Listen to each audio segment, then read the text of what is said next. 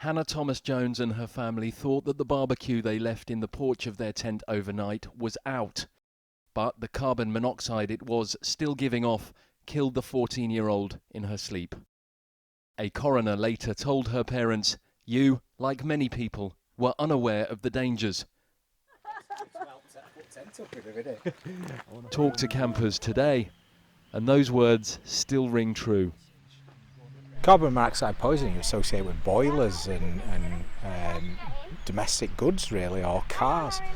You'd never think of it in an outdoor environment like this. At home we've got the carbon monoxide detectors in the same way that you have smoke detectors. You're out here enjoying the outdoors, yeah, maybe there needs to be some signs. It's not something I would have thought about.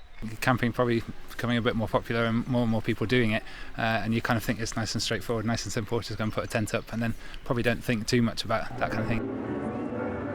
Glastonbury may be over, but the festival season isn't, and a recent survey by the Gas Safety Trust revealed an alarming lack of awareness among festival goers of the gas that's known as the silent killer.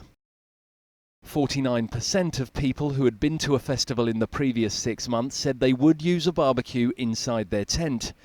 6 in 10 from the same group said they'd do the same with a gas cooker.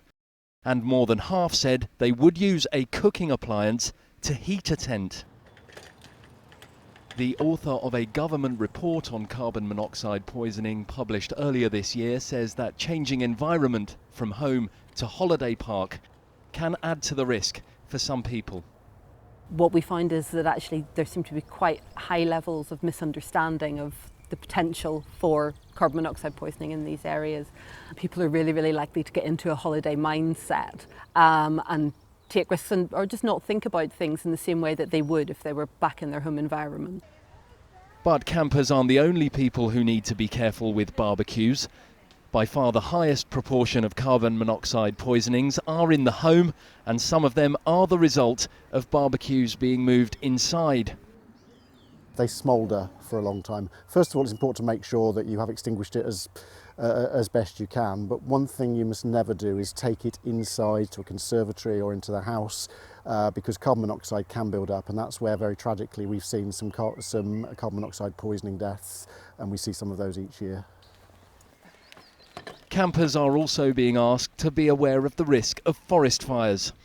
Only really a problem in places like California and Australia, surely. Whoa. This was Berkshire in 2011.